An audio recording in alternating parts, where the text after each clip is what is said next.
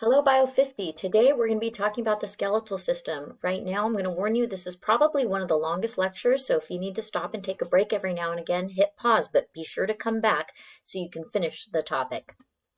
So, the skeletal system. Basically, in this lecture, we're going to talk about what the function of the system is, the types of bones in the skeletal system, the basic structure of long bones. So the long bones would be like in your arms and legs, or what we call the appendicular skeleton. We are going to look at the microscopic structure of bone and cartilage, which is the connective tissue that becomes hardened to turn into bone. We're going to talk briefly about bone formation and growth. So you're going to see how your bones grew to make you taller. We're going to look at divisions of the skeleton, in other words, the appendicular and axial parts of the skeleton. We'll look at a few differences between males and females. Briefly, we'll look at joints and articulation, and then a small section on skeletal disorders. So moving ahead, what is the function of the skeletal system? Basically, support is one of the biggest functions. It gives our body a framework for our tissues to hang off of. In addition to support, though, bones protect and surround many of the vital internal organs of our body. So like our brain, our heart, our respiratory system are protected by bones. Movement.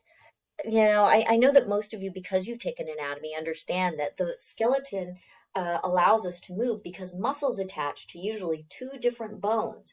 And when a muscle contracts, it moves those bones, producing movement. So this is, really obvious in our legs and our arms, hips, and shoulders. But there are other types of movement, other joints and articulations that we'll be looking at briefly later on in this lecture. Storage. This is the one that I remember being really surprised about. I didn't know this when I was an undergraduate. Bones store lots of calcium and phosphate too, actually, which makes sense. That's why we, drink a lot of milk when we're kids, because our bones are growing and they need adequate calcium to harden. So bones store calcium. Half of the calcium in our body is in bones. When blood calcium levels go down, calcium is removed from our bones, this should say bones, not vines, and circulates in the blood. Calcium is very, very important for skeletal muscle contraction, which we'll talk about later when we talk about the muscles, okay? Calcium then moves from the blood out into the bones when there's adequate amount of calcium around so that our bones can store more calcium. Adipose tissue can also be found, or fat can be found inside of long bones in the marrow cavity. And we'll talk about why that's important later.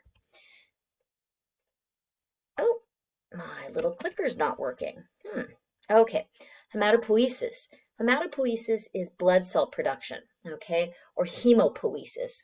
When I was going to graduate school, it was called hematopoiesis, but that has to do with kind of the stem cell biology side of it. When we talk about blood, we'll talk about hemopoiesis or hematopoiesis. Basically, inside of red bone marrow of the long bones, red blood cells and white blood cells are being created all throughout our lives. So, what types of bones do we have in general in the body? There are long bones, short bones, flat bones, and then what we call irregular bones. Long bones are characterized by being the longest bones in the body. So whether or not you're tall or not, the long bones would be like your arms, your legs, your femur, your ulna, radius.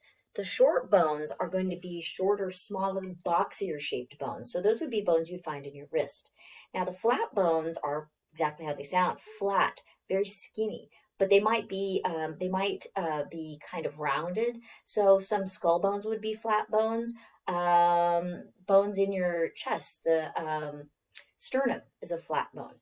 Irregular bones are odd-shaped bones, obviously, and a lot of times the greatest example of an irregular bone are the vertebrae.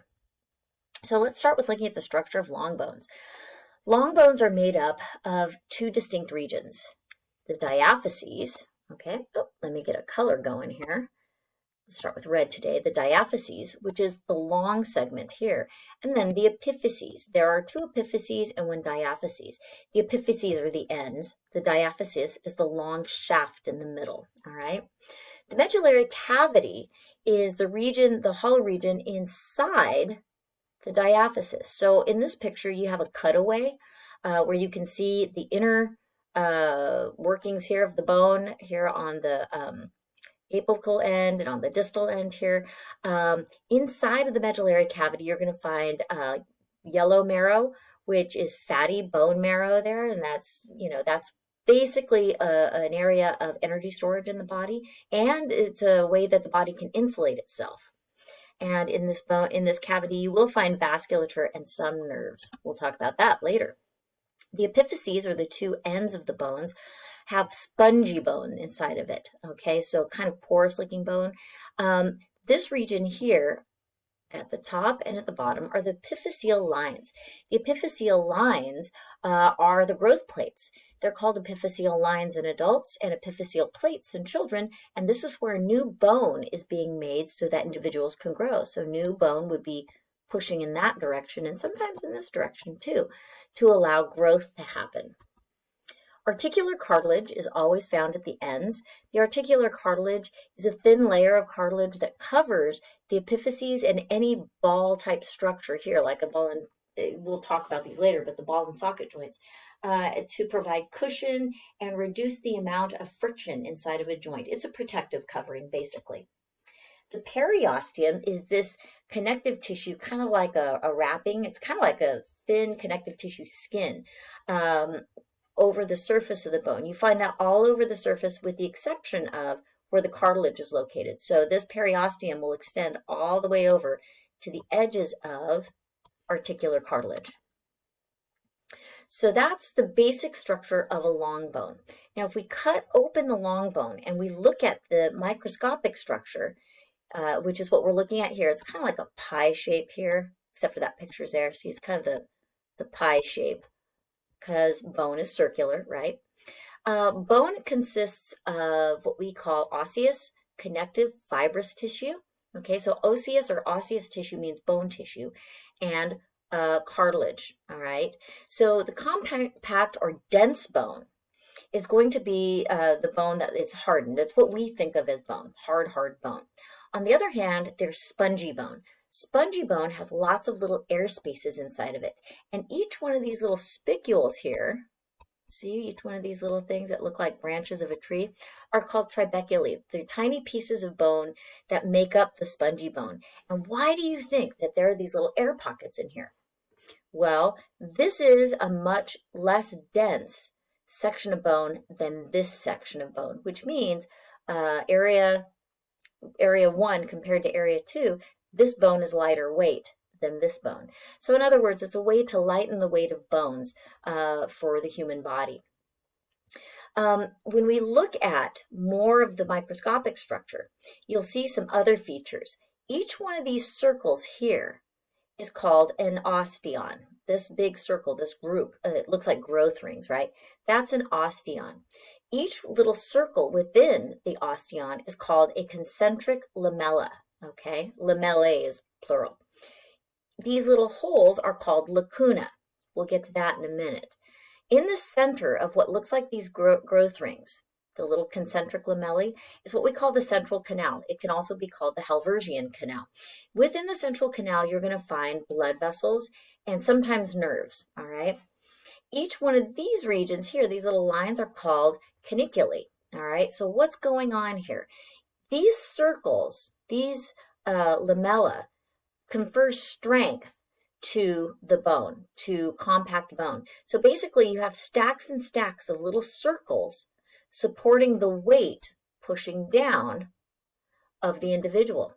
Each one of these lamella has lacuna in them. Inside of the lacuna are what we call osteocytes. Osteocytes are cells that make new bone. They can also break down bone if our body needs calcium, and where does it go? Right into the circulatory system, because how convenient is that? There's a central canal containing a blood vessel there. All right, and this also means that when we have adequate calcium floating around, the calcium can come out of the blood to supply the osteocytes with calcium to strengthen our bones. So it's a nice little relationship there. So our central canal contains blood vessels. The concentric lamella are these rings made of calcium inside the bone. The lacuna contain the osteocytes, the living bone cells inside. The caniculae are tiny canals, these little guys, radiating from the central canal, again, provides some support, but also is a route for nutrients to reach the osteocytes, all right? And then we have cartilage in here. Now, one other thing I want to mention is look at these. Let me get a different color here. That might help. Look at these canals that go sideways here between the individual Halversian canals. When I took anatomy, we called them Halversian canals, but central canal, same thing. Each one of these little perforating canals is a way that blood vessels can travel from one central canal to the next and basically hook the entire bone up to a vascular system. So when we look at pictures of compact bone, which hopefully you will look at in your virtual slide box this week, you will see that bone looks a whole lot like trees, tree rings, all right?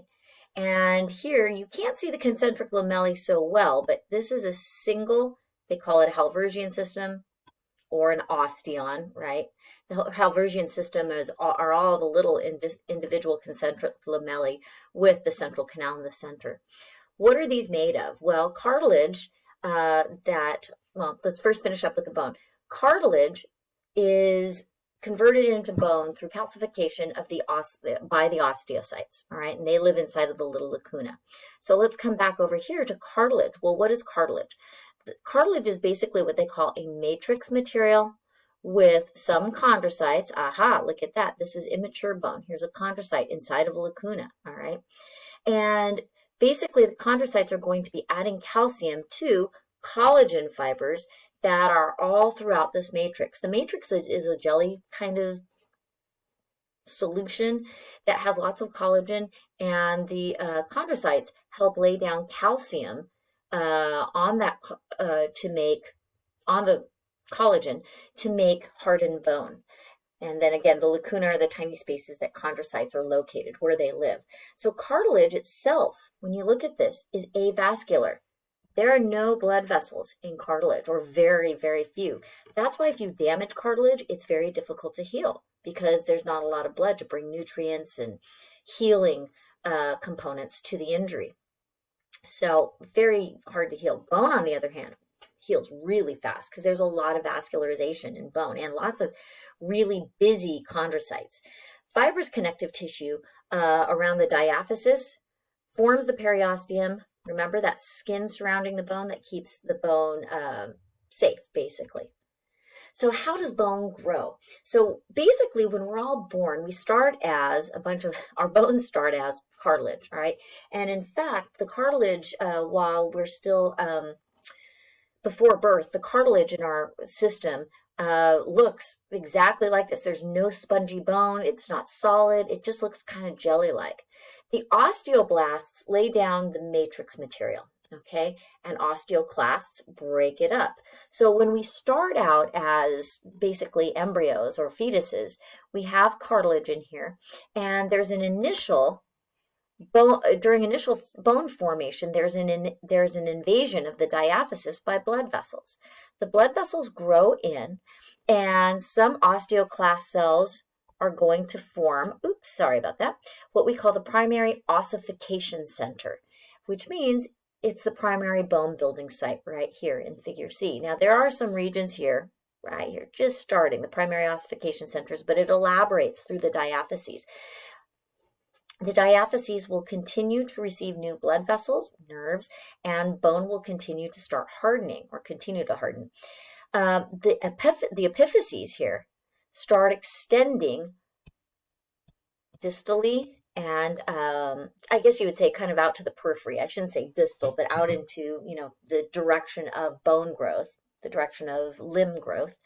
And the centers of ossification then transition to the epiphyseal ends of the bone, so the top and the bottom. Again, you have blood vessels that grow into the cartilage, making a primary ossification center. And at the epiphyseal plate, you have a whole lot of immature cells that are getting ready to lay down mature bone. And as we grow and finally hit puberty, when we hit puberty and sex hormones start circulating at a higher level, specifically testosterone though, these epiphyseal cells or osteocytes in the epiphyseal plate stop producing new bone and you stop growing. So, in terms of growth and formation, it turns out that stress is a very good thing. What do we mean by stress? Pressure, movement, lifting weights. Stress is more than just how you emotionally feel during the day, although sometimes that's very important. Stress means that you have some sort of pressure being put on a tissue. So, for example, a fracture will heal very quickly if you have the bone held together with some pressure. Exercise results in much denser bones. The longer you exercise throughout your life, the denser your bones will be, and you'll reduce the odds that you can break a bone. Heavier people actually tend to have denser bones because of the stress of their body weight. So when you're real little, you guys don't know me, you might have never seen me. I'm not that big. I'm only 4 foot 10.5 inches. I'm a little shrimpo, and I weigh like 105 pounds. So I have to do a lot of exercise, lift weights and stuff to keep my bone density at a reasonable level. Otherwise, my bones will just break down as I get older and I'll end up with osteoporosis. We'll talk a little bit about bone diseases later on at the end of the lecture, but let's start looking at the skeletal subdivisions. The axial skeleton is everything identified here in blue. So that's the axial skeleton. The axial skeleton means the axis of the body. That includes the skull, the rib cage, the vertebra, and the sacrum. All right, so we have the anterior view of the axial skeleton and the posterior view here. What do you need to know? Well, kind of need to know all of them. So when you're studying for this exam, what I want you to do are look at the figures in your book or look at the figures here in this lecture for the axial skeleton. The frontal bone, the nasal bone, the zygomatic, the orbit, maxilla, and mandible. Parietal and occipital bones are going to be the important bones to know for the skull. As you move on into anatomy, when you go to Merced College, or if you go on to a different anatomy class at a different college, there are many more bones. There's the nasal bone. Well, we have the nasal here, but there are other bones in not the zygomatic, the ethmoid, the sphenoid, things like that you can't see here. It does get a lot more complicated. The hyoid bone is not actually identified here, but it's located right here on the throat, and that's the Adam's apple. It's much larger in men than women, so if you want to see the hyoid, you can look in the mirror. Then we have the vertebral column here that come in 3 regions, and then the sacrum down here on the bottom. The way we remember the vertebral column, the subdivisions are, we eat breakfast at 7. There's 7 cervical vertebrae. We eat lunch at 12. There are 12 thoracic vertebrae. And we eat dinner at 5. There are 5 lumbar vertebrae. And beyond that is going to be the sacrum and the coccyx. So remember, breakfast at 7, cervical, lunch at noon, 12 thoracic vertebrae, and dinner at 5. There are 5 lumbar vertebrae. So if you count them, you'll see 7 cervical, 12 thoracic, and 5 lumbar. So here is a basic list of the skeletal subdivisions for axial. Okay, we just kind of looked at that. And then our appendicular. There's more in the appendicular, folks. Okay, there's just more. The appendicular skeleton includes the pectoral girdle, the upper extremities, which are your arms, which can include the humerus, ulna, the carpals, which are subdivided, the metacarpals and phalanges. The carpals are going to be like your wrist bones. The pelvic girdle, the lower extremities, the femur, patella, tibia, fibula, tarsals, first or medial cuneiform, which is part of your ankle, the metatarsals, and the phalanges. Now notice, phalanges occur both on your toes and on your fingers, right? We call toes and fingers both phalanges. All right, I put this as a separate section, subdivisions, boom. So the divisions of the skeleton look different between males and females. We are going to talk about joints and skeletal disorders here. So here is our appendicular and axial skeleton. We looked at this a few minutes ago. The main parts of the skeleton of the axial skeleton are going to be the skull, which does include the ear bones, but I didn't have them on the picture, the cranium, and the face. The spine, which are the vertebrae, remember, 7, 12, 5, cervical, thoracic, lumbar. We do have the thorax. Don't worry about that. That includes the ribs. The thorax, we'll get to that. You have the sternum and then the hyoid bone. The appendicular skeleton includes the shoulder, which we also call the pectoral girdle, the arm, the wrists, arms, I guess, and hands, lower extremities, the hip or pelvic girdle, legs, ankles, and feet. All in all, there are 206 bones in the adult body. The body of children, pediatric bodies, can have more bones because the flat skull bones, fuse as we become adults. So when you're still very young, when you're like 1 or 2, those bones are still separated by cartilage. So you'll have more bones when you're a baby. Let's just put it that way. The axial skeleton has a total of 80 bones, and the appendicular skeleton has a total of 126 bones. Like I said, it gets a little hairier. So I'm sure you already studied all of these bones in your anatomy class at the high school. Do you need to know these bones for the quiz? Some of them, yeah. I did identify basic bones. The bones, I did not identify markers like the foramen, any foramen, any processes. I didn't talk about the styloid process, the zygomatic process and stuff. I didn't do that. I didn't talk about sutures either. We're going to get to that when we talk about joints, all right? But I did identify frontal bone, nasal bone, the ethmoid and the sphenoids. Because you guys don't have skulls to work with right now, you should know that they're there. Let's just put it that way. So please pay attention to the names of the bones for the quiz. Why won't it go on? All right.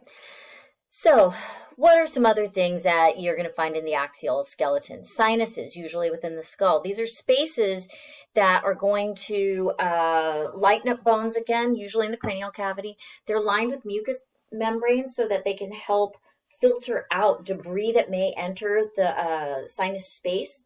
Sinusitis is when you have inflammation or, something, a bacterial infection or a cold or swelling in the sinuses. It's really uncomfortable. You may have had sinusitis yourself. The bones containing sinuses are the frontal bone, the right and left maxilla bones, the sphenoid, and the ethmoid. Now, figures 7 and 8 in your book might not be in your e-text. So this is figure 7 and 8 in my book for sure, but your e-text may be a little different. The mastoid is a part of the temporal bone below and behind your ear. This region is kind of a very porous bone, and this, if there are a lot of ear infections that occur, can also become infected and can be a very painful type of infection, a bone infection. Sutures are joints between 2 flat skull bones. There are 4 prominent sutures in the skull: the sagittal, coronal, squamosal, and lambdoidal sutures. Oops. And so the sutures are where the bone, the temporal, occipital, frontal, they all come together, and the sutures themselves look like little zigzags. We'll look at those in just a second. And then the fontanelles, which should be in red here, are the soft spots or the cartilage of newborn skulls where ossification hasn't happened yet. So those soft spots allow for the skull to be squeezed a little bit, allows for compression at birth so that the baby can escape the birth canal, but it also allows for brain expansion and growth. Usually the fontanelles close up by 24 months and you'll find sutures there. So let's go back. I'm going to go back one more time. Oops. Here are the sutures: the coronal suture, the squamous suture, lambdoid suture, and so forth. So those are your sutures. There's another one in the back. We'll get to that later. So the axial skeleton, still. Now we're going to be looking at the vertebra. You have 7 cervical. Remember, 7 o'clock you have breakfast, 12 thoracic, noon you eat lunch, 5 o'clock you eat dinner, 5 lumbar, 1 sacrum, 1 coccyx. In the coccyx, the coccyx is interesting because in a child you'll find 5, anywhere between 3 and 5 separate little bones, but in adults they all fuse together to become the tailbone, or just the coccyx. The vertebral bones are irregular bones because they have lots of different interesting shapes. So here we have the large part of, oh, let me get some ink here. We have the large round part of the bone. This is the body. This is not the spinal cord, all right? The spinal cord actually comes through this region here, and I'm coloring it in yellow because a lot of books identify nervous tissue in yellow. So the vertebral foramen is the passageway for the spinal cord, all right? We also have these articular processes, the superior articular processes and the inferior articular processes. Whenever you hear the term articular process, that's a joint. You have an articulation there, and the articular processes usually have a little bit of cartilage there. The spinous process is the pointy part. This is going to be dorsal. This is ventral. Oops, the body is ventral, or you could also think of this as posterior and anterior, okay? So the body of the vertebra is closer to your abdominal cavity, and the spinous process is pointing out away from your back. So I kind of think of the spinous process as kind of like, you know, the shark fin of our spinal column. Oops. Between each individual vertebra, you're going to find what we call, and I'm just going to draw it here, intervertebral discs that are made of cartilage. These intervertebral discs help cushion our movement and take pressure off of our vertebral column as we're moving throughout the day. So again, the cervical, thoracic, and lumbar vertebra, what are they again? 7. Oops, let me get a different color here. And why do I keep saying it? It's because it'll help you remember it. 7 cervical vertebra, 12 thoracic, 5 lumbar.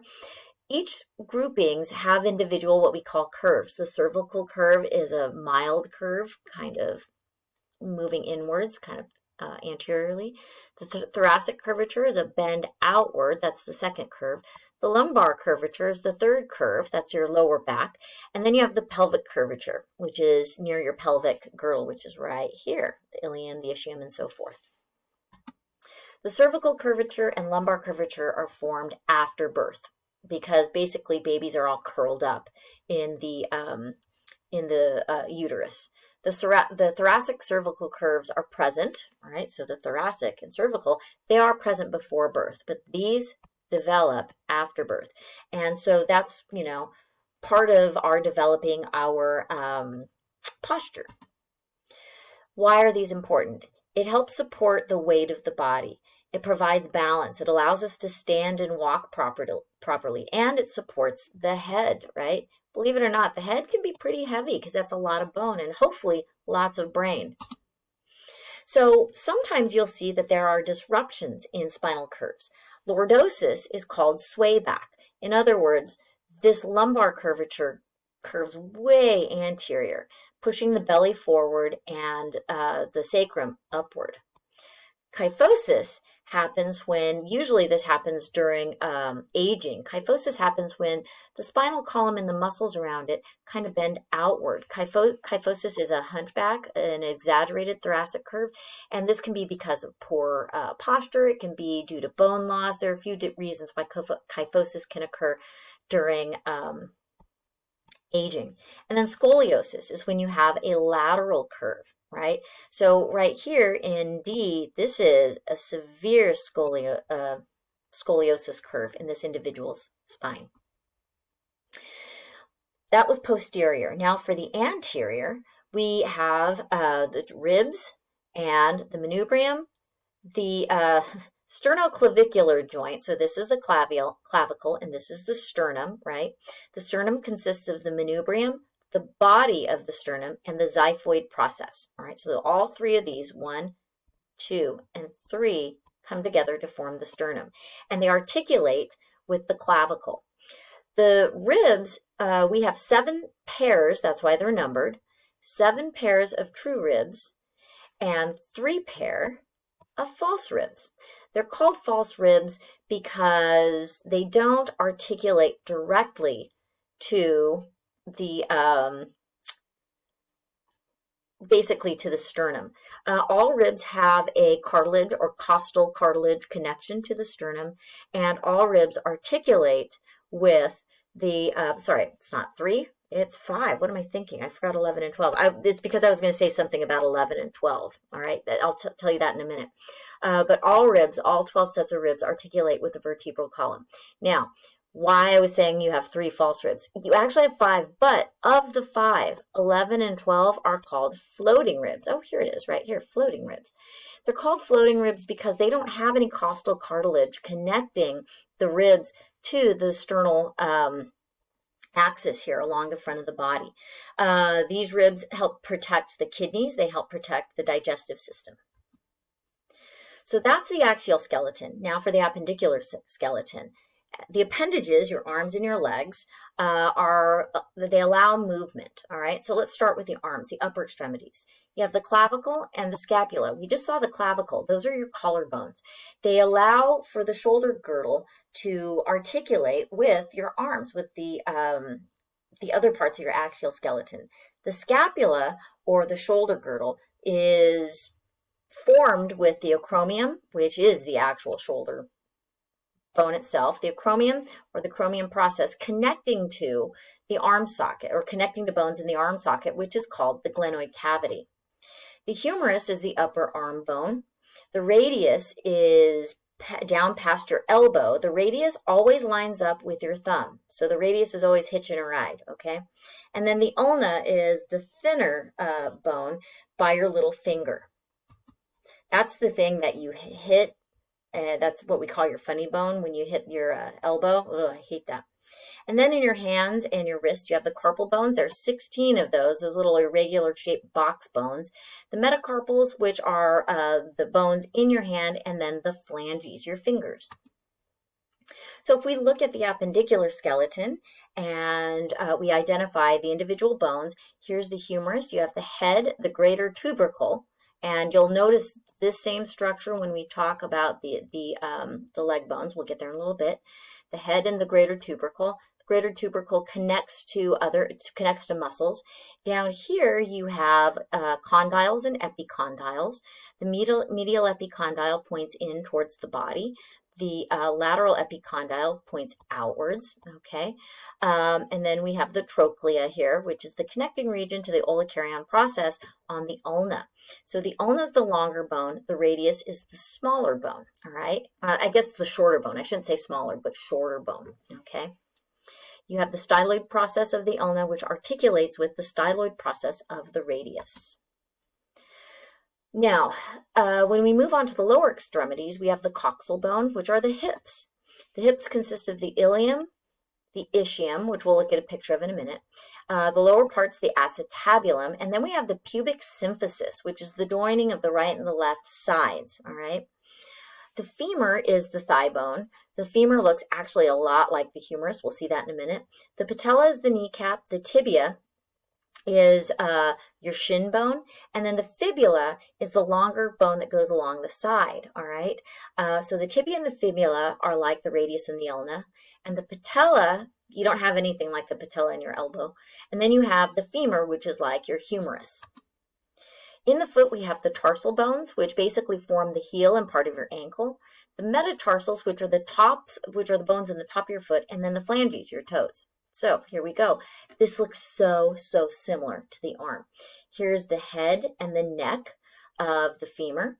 This is usually where people break their femur, right there at the neck of the femur. The greater trochanter on the outside here is where muscles connect. This is called the lesser trochanter, another muscle connection. Down here we have the medial epicondyle, the lateral epicondyle. Ha, you've heard those before. And then here's the trochlea, the notch within which the tibia fits. We have the lateral condyle, the medial condyle. We have this intracondylar eminence, which is this little set of bumps. There's the crest, which is your shin bone, and then the medial malleus, which articulates with your ankles. And here's the lateral malleus. That's on the outside of this is basically your ankle bone on the outside of your foot.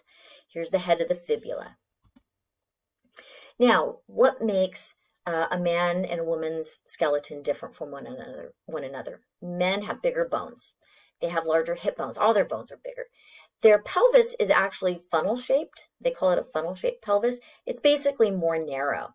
There's a more narrow pelvic inlet. In other words, this region here is smaller. You can't fit a baby through there, basically. And what we call the pubic arch or the pubic angle right here, is less than 90 degrees. In a female, the pubic angle is greater than 90 degrees, indicating that there's a larger pelvic inlet or outlet, which means babies can get out of there, all right? Hip bones are wider in a female, and we say that it's described as the female pelvis has a basin-shaped pelvis. It's more of a bowl. Let's just put it that way. One of the things to keep in mind when looking at individual pelvises is if let's say, for example, somebody finds a skeleton, all right, they want to identify whether or not it was a male or female, or whether it was old or young. They can do some of that by looking at the pelvis. And the pelvis, if it's very big, might have been a female. If it has definitely this large pubic angle, it was definitely a female. The last thing we're going to cover are basic joints and articulations. There are 3 types of joints: synarthritic joints, amphiarthritic joints, and diarthritic joints, or they call them synarthroses, amphiarthroses, and diarthroses. Synarthroses are a synarthritic joint. Amphiarthroses, see, it's fun to say, are amphiarthritic joints, and diarthroses are diarthritic joints. So synarthritic joints don't move. Those would be our coronal sutures and the pubic symphysis. Remember, the 2 sides of the pubis here, the ilium, the ischium, so forth, they join together here with a piece of cartilage called the pubic symphysis. Amphiarthritic joints have slight movement, okay? So skull sutures, they don't move. Amphiarthritic joints, though, that would be, I should have said, that's more like the pubic symphysis. These move just a little bit to allow the pelvic angle to change slightly when you sit down, but it's not a lot of movement at all, really. Diarthritic joints are the joints that you're very familiar with. These are going to be like your capsule joints, like the knee. Capsule joints contain within them the joint capsule, the outer tissue, blood vessels and nerves that come inside, articular cartilage on the ends of the bones, and then what we call the synovial membrane. So this region right here, kind of in the green, and this region right here are the synovial membranes that pump out what we call synovial fluid. The synovial fluid is the lubricating fluid that maintains the pressure inside of the diarthritic joint and kind of lubricates it so that you don't get a lot of friction in there. There are a lot of ligaments in here, which are bands of connective tissue holding the joint together, articular cartilage, which I talked about, and then the synovial membranes making synovial fluid, which should have had a closed little doodad there. So the different types of diarthritic joints you're going to find in the body are the ball and socket joints, like your shoulder. The hinge joints, like your ankle. Pivot joints, joints that allow you to rotate around 90, well, maybe not 90 degrees, but this would be like pivoting your neck around. So this would be the atlas and the axis. Saddle joints are joints in your hands. Gliding joints are joints that you'll find in the vertebral column. Basically, they move up and down, like back bending. And then the condyloid bones, these are kind of funky. This is like your wrist. If you twist your hand around like you're holding an apple, these condyloid bones allow movement around the bone, which is kind of funky. One skeletal disorder that's really obvious are fractures. Oops, sorry, let's go back to that. Fractures happen when there's too much pressure placed on a bone or lateral pressure is applied to a bone. An open fracture, compound fracture, is when the bone is piercing or hanging out of the skin. A closed simple fracture is usually what we're used to seeing, is, the bone being separated but still within the skin. An incomplete fracture itself is a bone that's partially joined still. So it's basically like a cracked bone. So you could have a complete fracture on one bone and an incomplete fracture on another bone. So the tibia and the fibula, that just creeps me out looking at this. I'm a runner. It just kills me to see this stuff.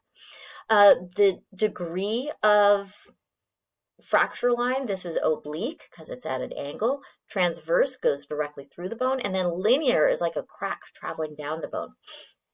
In order for these fractures to heal, fortunately, our bones have lots and lots of blood vessels that will start leaking out blood in the fracture and producing a blood clot. This blood clot brings a new bone formation into the area. The new bone is called a callus. And once the callus seals up again, this old blood clot gets reabsorbed, and you'll see what's called repair line in the bone. There'll always be a little bump where the bone repair had happened.